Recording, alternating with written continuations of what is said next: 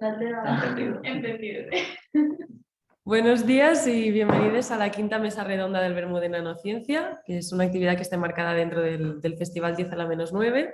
Y bueno, llevamos ya 5 semanas de Bermú y como es de costumbre, pues cerramos la semana con una mesa redonda con todas las personas que nos han ofrecido una charla.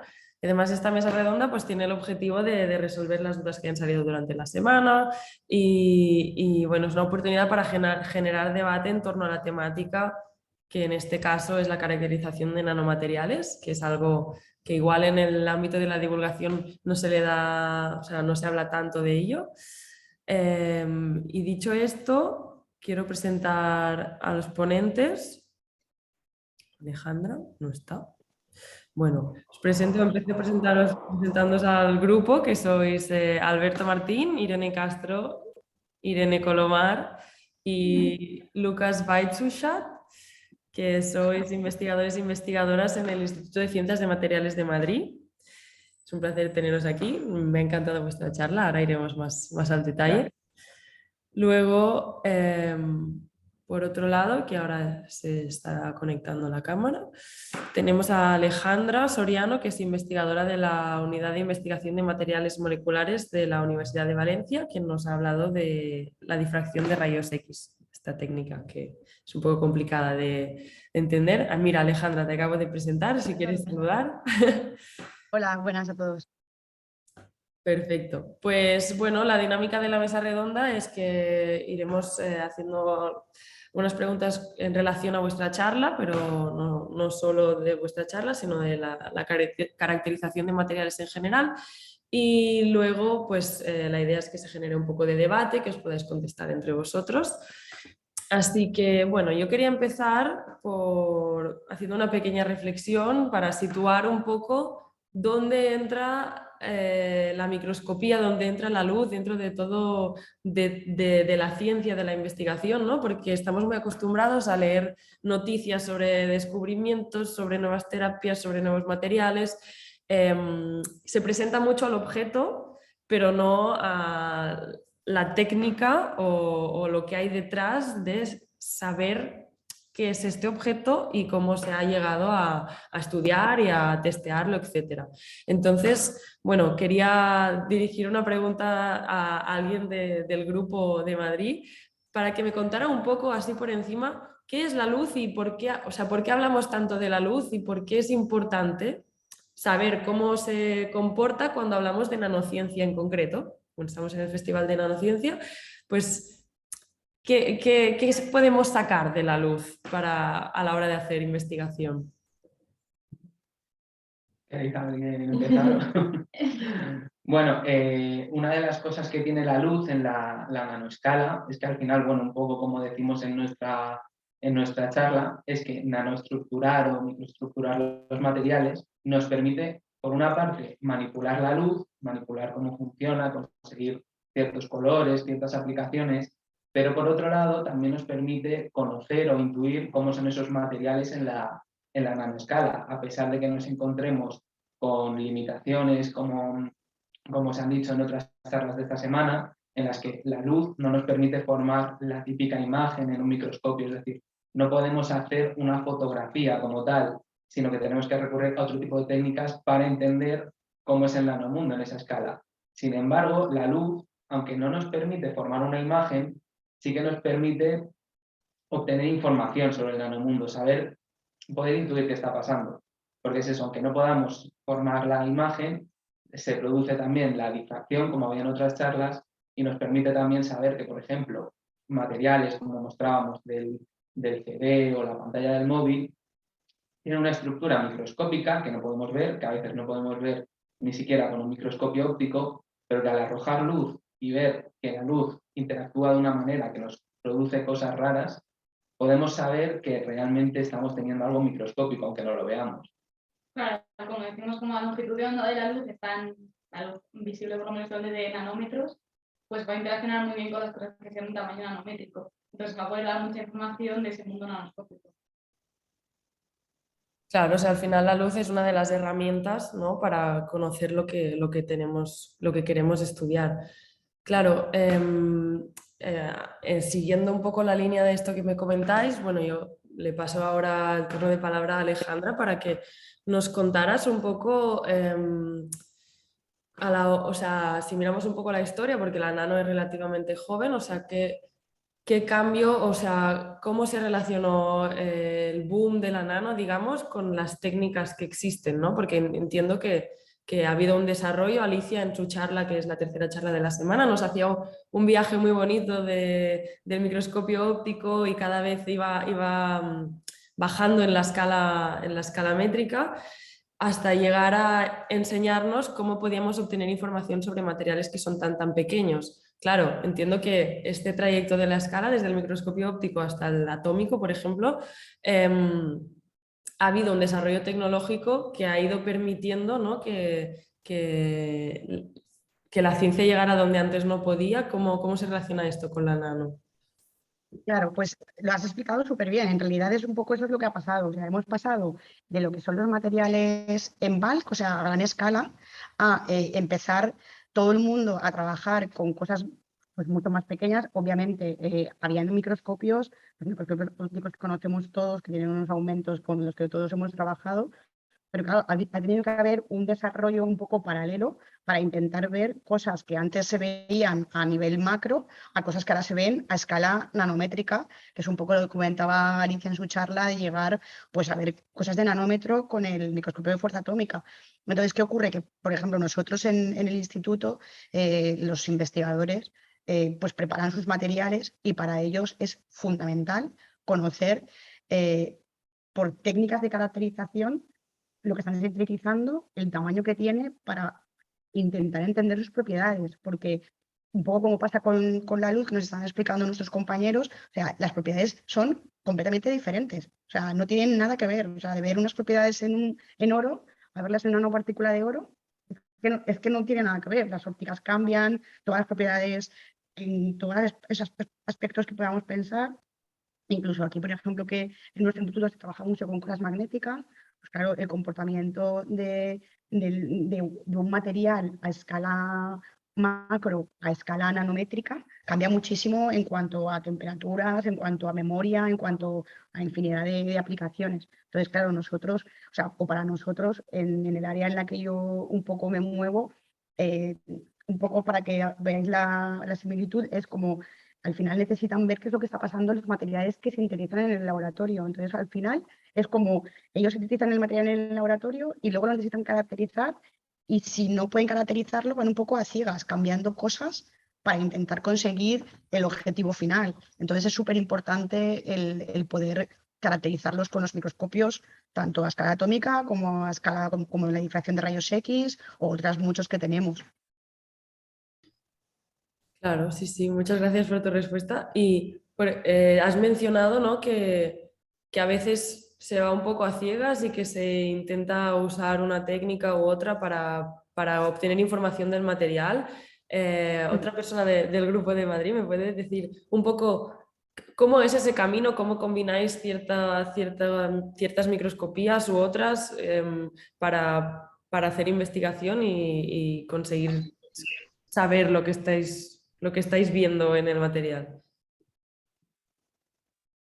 Bueno, al final es un poco un proceso iterativo. Por una parte, pues podemos partir de algún conocimiento teórico previo que nos puede decir lo que esperamos ver, hacerlo, irlo buscando y luego pues necesitamos la microscopía de distintos tipos para poder corroborar eso que buscábamos, poder decir que la teoría nos decía, predecimos que va a haber este fenómeno o que va a cambiar esta propiedad. Total, medir luego su interacción y poder corroborarlo luego con un microscopio, decir, vale, realmente esto se debe a que tenemos partículas de este tamaño, de esta forma. Si no, pues claro, solo podemos ir a ciegas. Por ejemplo, lo que hablaba Alejandra antes de cómo cambian las propiedades, hay una imagen muy típica de las nanopartículas de oro, que cambia mucho, porque claro, todo el mundo cuando piensa en oro, pues se le ocurre que es algo de color dorado. Y da igual que tengas un lingote muy grande o una medalla pequeñita o un trocito de oro, que siempre te lo vas a imaginar dorado en este mundo macroscópico en el que vivimos. Sin embargo, cuando tenemos nanopartículas de oro de tamaños muy pequeños, lo que vamos a ver es que su color cambia completamente con el tamaño. No es lo mismo tener una nanopartícula de 90 nanómetros de diámetro que tener una de 50. Y entonces tú ahí, cuando miras el bote de las nanopartículas, en lugar de tener una cosa dorada, que es lo que, claro, esperarías porque dices, es oro.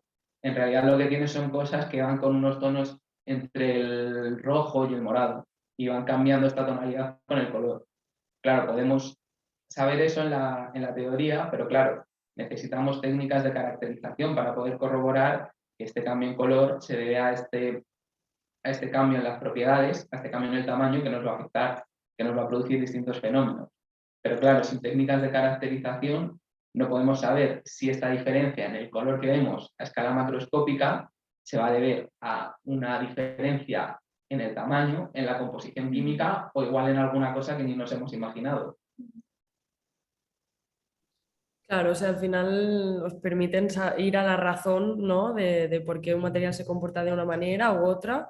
Y esto me lleva un poco a lo que Alejandra también nos has explicado un poco en tu charla, que bueno, tú hablas de difracción de rayos X y claro, aquí juega un papel muy importante el tema de la cristalinidad, ¿no? Que es un tema en sí y, bueno, da mucho que hablar. Entonces, quería que nos contaras un poco en relación a lo que comentaba Alberto del tamaño, que juega un papel muy importante en las propiedades de un material. Claro, la difracción de rayos X, bueno, es una técnica que también tiene mucho que ver con la cristalinidad de un material. ¿Por qué es importante y por qué hablamos tanto de materiales cristalinos versus materiales amorfos? O sea, si yo tengo un material que tengo dos versiones, ¿no? Uno cristalino y uno amorfo, ¿qué diferencias tengo? ¿Qué diferentes comportamientos tiene ese material?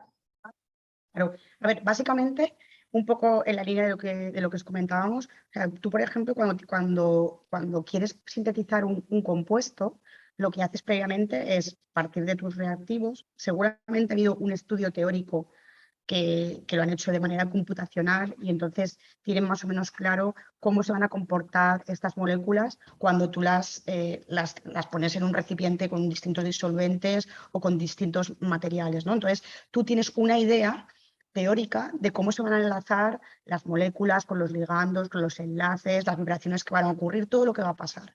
¿Qué ocurre? Que cuando tú has llevado a cabo la reacción, la única forma, bueno, una de las formas de saber si el material que tienes es lo que tú querías es realizando un espectro de difracción de rayos X, por ejemplo. Entonces, al final, en el espectro de difracción de rayos X, si es un material que es más o menos conocido, tú ya tienes un patrón experimental. Entonces, cuando tú lo pones a medir, obtienes en un espectro unos picos que te dan dónde están exactamente esos enlaces, las vibraciones, la posición. ¿Qué ocurre? Si tú tienes un material amorfo, cuando haces el espectro de difracción no vas a ver ningún pico, o vas a ver una banda ancha que corresponde a que el material no ha sido sintetizado como tú querías previamente. Por eso es tan importante lo de que sea cristalino. Y luego, por otra parte, cuando tú tienes un material cristalino, lo que haces es mirarlo, por ejemplo, en monocristal, en el caso de que tengas un cristal propiamente dicho, como si fuera un granito de sal o de azúcar, para que lo entendáis claramente. Entonces, claro, tú ahí puedes mover en todas las direcciones del espacio y vas a tener, cuando tú haces pasar el haz de difracción, tienes todos los planos y todo lo que está ocurriendo dentro de este material. Si es amorfo, no tienes ningún tipo de información.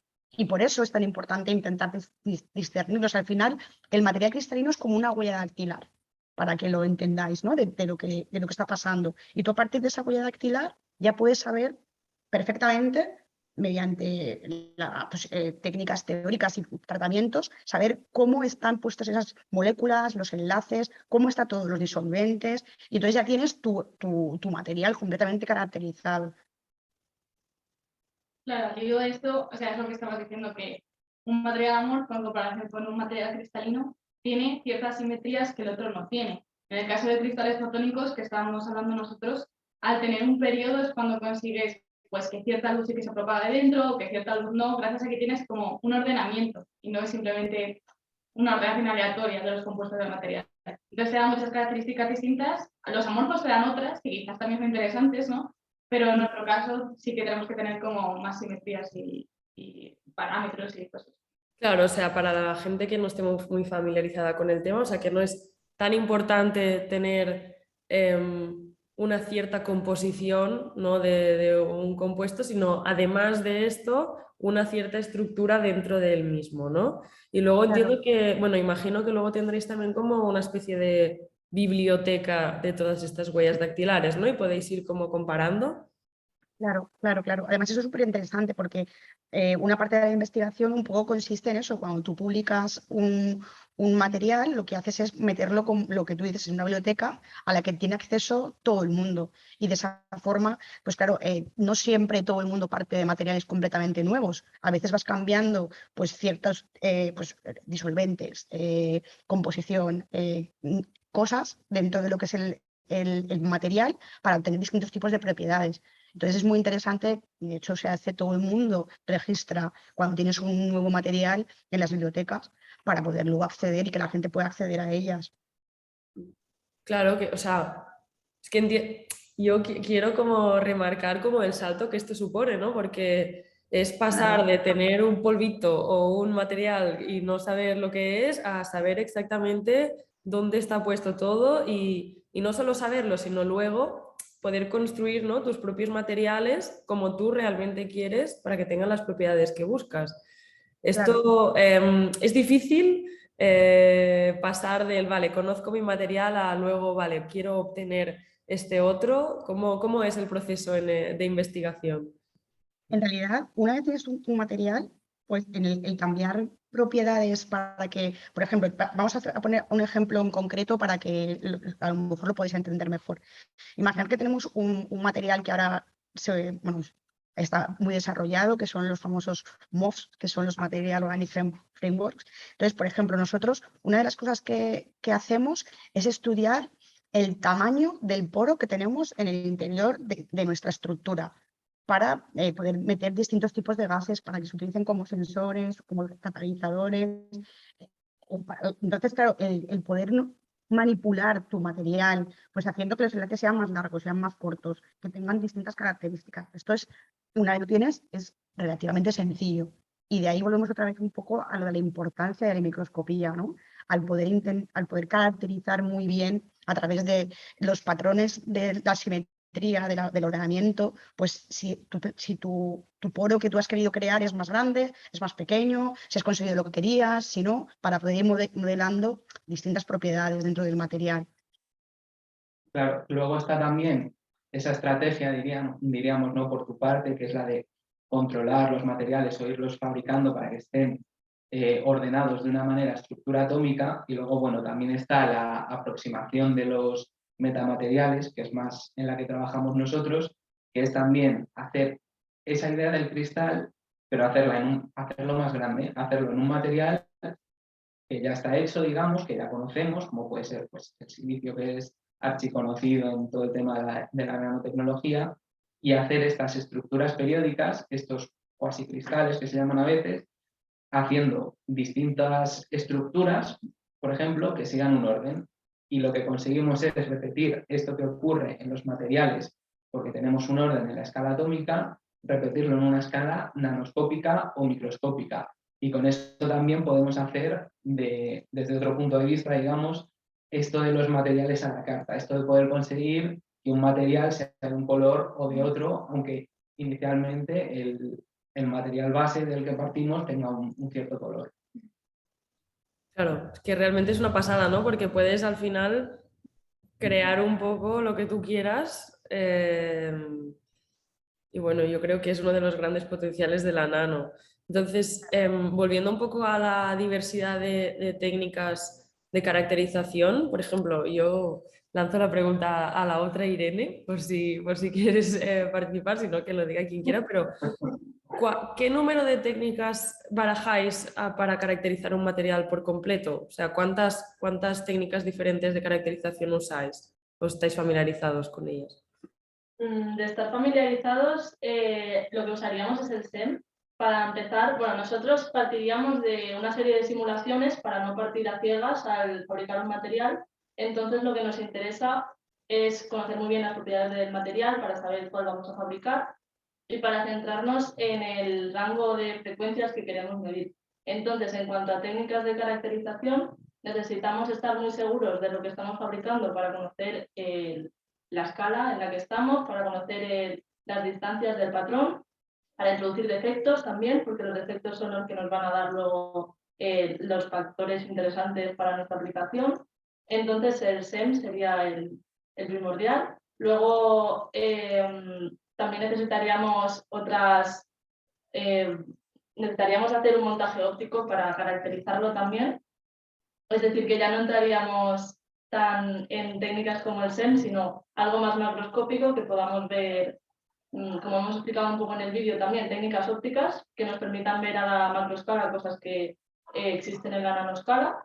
Así que un poco esas dos, montajes ópticos y técnicas como el SEM. Claro, Y entiendo eso, que hay como, ay, perdona que te corté, pero que hay como una especie de como, yo me lo imagino como un embudo, ¿no? De decir, vale, primero me aseguro de que, yo qué sé, a nivel macro está todo bien y luego ya vas como asegurándote de las propiedades en concreto que quieres no sé, probar, testear, etcétera. O, o sea, lo digo para que se entienda un poco el proceso este de completa caracterización de un material, de vale, yo tengo algo y quiero saber cómo es, por dónde empiezo, por cómo sé que primero tengo que ir al microscopio óptico y no voy directamente a otro, ¿no? Para que se entienda un poco el protocolo, entre comillas, de caracterización de un material. Porque aquí está como la clave del método este un poco deductivo para saber lo que tienes. Pues también depende un poco de si el material en sí es conductor o resistente o como que tienes que tener primero unas características muy generales claras y dependiendo ya de cómo sea, pues te vas pues, al SEM o algo óptico o algo más. Pues, depende mucho de lo que tienes. al final no hay recetas fijas. Según lo que busques, según lo que estés buscando, pues vas a tener que ir cambiando de planes sobre la marcha. Entonces, a veces te interesará más usar una técnica de caracterización morfológica para saber las formas, los tamaños que tiene. Puede que otras veces lo que te haga falta es más una técnica de composición química y muchas otras veces pasa también que te tienes que inventar tú la técnica, porque es algo que a la gente no le ha dado por usarlo, por buscarlo, porque muy poca gente lo hace y no te queda más remedio que montar tu propio sistema para poder caracterizar, que esa también es otra cosa, porque no todos son... ¿Puedes darme un ejemplo de, o sea, eso pasa común o como... Mira, volviendo un poco a lo que estábamos hablando, mira, pues nosotros, por ejemplo, aquí en el instituto, o sea, se preparan materiales tanto a escala macroscópica como a escala nanoscópica, pero la gente que trabaja más en lo que son nanopartículas o materiales muy pequeñitos, pues una de las cosas que hacemos siempre o que queremos es depositarlos en superficie para poder comparar cuáles son las propiedades a nivel macroscópico y a nivel nanoscópico, ¿no? Entonces, ¿qué haríamos nosotros? O sea, primero está pues, un poco lo que hablábamos del trabajo de los teóricos, de pensar en el material y qué propiedades debería tener. Luego se sintetiza en el laboratorio y luego empieza el proceso de caracterización, que es un poco lo que estamos hablando todos, ¿no? Primero tienes que saber que la morfología es la adecuada, luego tienes que saber si es nanopartícula, luego cuál es su patrón de difracción, luego caracterizarlo. Entonces, nosotros, por ejemplo, normalmente trabajamos con materiales híbridos. ¿Qué implica esto? Pues que tienen más de una propiedad. Y lo que quieres es ver que de verdad las dos propiedades están juntas o van a tener una repercusión. Entonces, ¿qué haces? Por ejemplo, volviendo a lo de antes, mides magnéticamente qué está ocurriendo, pero también te interesa saber cuando lo tienes en superficie qué ocurre si el comportamiento magnético es el mismo. Una vez lo tienes puesto en superficie o incluso no, pues puedes mirar propiedades de conductividad, propiedades eléctricas.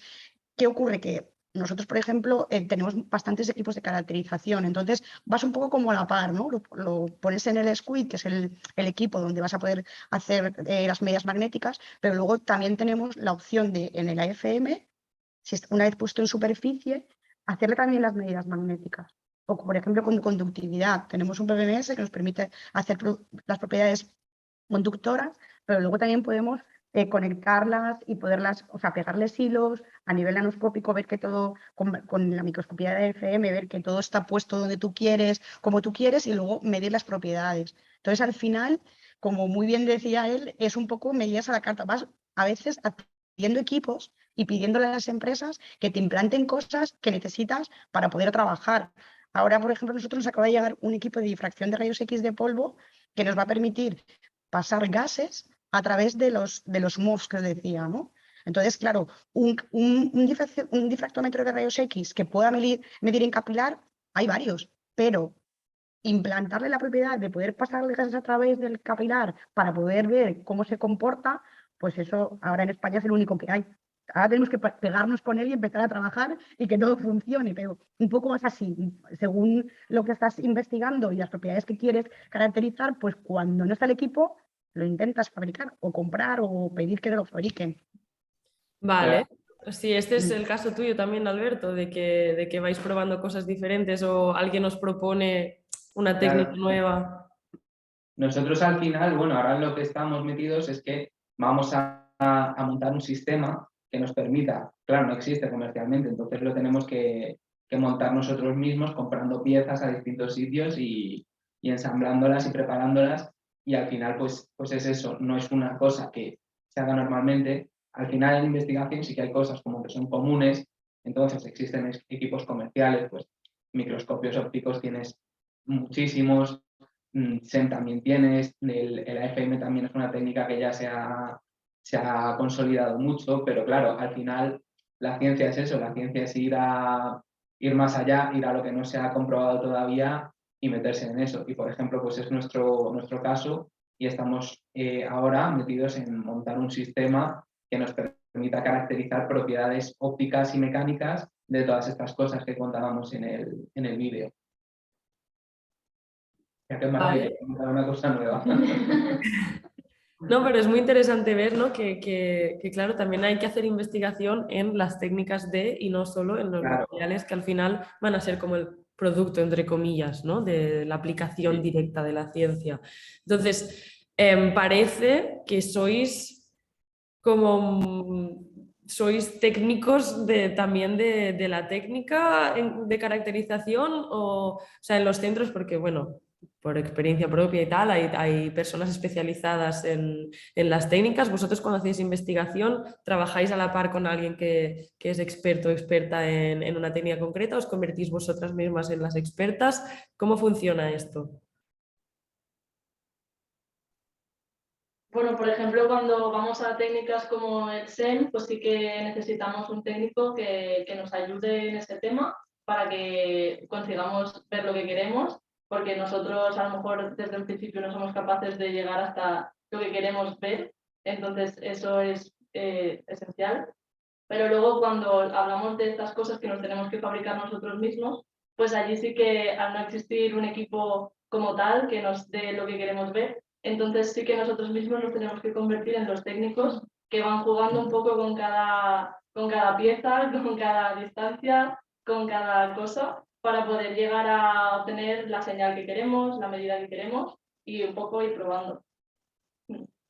Vale, o sea que es como una especialización en sí misma al final, ¿no? Claro, sí, sí. Y ya como para cerrar un poco todo el tema de las técnicas, yo quiero preguntar una cosa que más o menos ya se conoce, pero para que me digáis el número del precio que tienen estas tecnologías tan avanzadas y como que me expliquéis cuántos instrumentos hay en vuestro centro, o que estéis en contacto a diario y cuál es su precio y si es costoso conseguir a nivel económico, o a nivel yo qué sé, de proyectos, conseguir esta técnica nueva que tú crees que va a hacer posible que veas este material o cómo, de qué precios estamos hablando. Pues la verdad es que obviamente, como te puedes imaginar, son cosas que son muy caras, muy, muy caras. Nosotros, pues mira, por ejemplo, ahora mismo el microscopio de fuerza atómica que nos llegó ahora pues medio año o así, que tiene implementadas varias aplicaciones. O sea, te puedes hacer medidas de propiedades mecánicas, propiedades ópticas, mecánicas, luego puedes medir conductividad, puedes hacer la morfología tal, pues estamos hablando de unos 450.000 euros, una cosa así, lo que es el equipo. Luego aparte tienes accesorios que vas comprando y te van haciendo un poco así. Los equipos de difracción de rayos X pues están en torno a 300.000, 400.000, por ahí, y todo así, o sea, es un suma y sigue. Y la forma de conseguirlos es pues, a través de proyectos, por supuestísimo. O sea, afortunadamente es verdad que suena un poco tópico, pero lo de la pandemia ha venido bien y mal porque sí que se está apostando mucho por la ciencia, ¿no? Un poco por dar más dinero para poder investigar, para poder hacer, y es verdad que aquí pues hay un flujo enorme y muchos investigadores que están siempre pidiendo proyectos, investigando y pidiendo proyectos y pidiendo proyectos, pidiendo dinero a Europa y a otros sitios para poder comprar este tipo de equipos, ¿no? De equipamiento. Y pues es que es lo que hay. Nosotros la verdad es que tenemos mucha suerte porque tenemos muchos equipos. De hecho, hay mucha gente que viene a hacer estancias cortas y siempre dice, jo, es que aquí que no publiques es casi un delito porque tenemos tantas opciones de poder trabajar y de poder caracterizar y de poder hacer las cosas que si te vas de aquí sin hacer un trabajo completo, que está muy bien lo de colaborar y obviamente todos colaboramos y a nosotros nos encanta colaborar, pero es verdad que poco a poco pues si tienes suerte y te va llegando dinero y puedes comprar equipamiento y puedes formar personal y esas cosas, pues al final, afortunadamente, pues va bien la cosa y tienes muchos equipos, ¿no? Claro, al final no es solo eso, no es solo cuestión de el dinero que te cuesta el aparato como tal, sino también que necesitas invertir eso en personal cualificado, porque todo este tipo de aparatos comerciales no son sencillos de usar. Necesitas a alguien que esté trabajando día a día, que aprenda. Muchas veces tienen que venir técnicos especializados de la empresa que te vende para enseñarte y estar una semana o un mes enseñándote cómo se hace, y luego realmente no le sacas todo el partido hasta que llevas mucho tiempo dándole trabajo. Y luego ya si entramos en el campo de los sistemas nuevos construidos por nosotros mismos, es que ya ahí ni se puede llegar a decir una cifra del dinero que cuesta desarrollarlo. Claro, porque queda un poco como en el aire, ¿no? De que no es Claro. formalmente una tarea igual, pero a nivel práctico sí. Sí. Bueno, Sí, pues muchas gracias. Yo creo que esto como que ayuda a tener un poco más de idea de cómo sería vuestro día a día y qué implica usar qué instrumentos y todo lo que hay detrás. No sé si alguien de las personas que se han unido quiere preguntar algo, que veo que hay dos espectadores conectados. Y bueno, si no, no sé si queréis comentar algo para ir cerrando la mesa redonda, algo que se os haya quedado en el tintero que igual le hayamos mencionado solo de paso y creáis que es muy importante.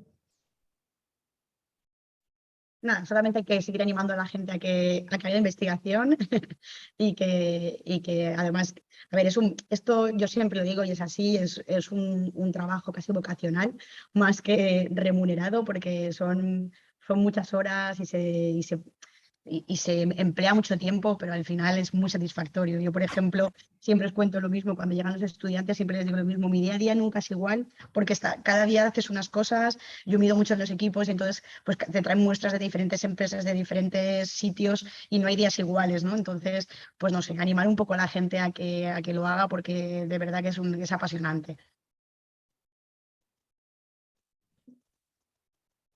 Qué bien, ¿queréis añadir algo más, Lucas? ¿Algunas palabras finales? En alemán o en inglés, si quieres. Aquí. Sobre Rotkäppchen. Blancanieves. Vale, Bueno, igual ha llegado el momento de que lo expliquemos. Sí.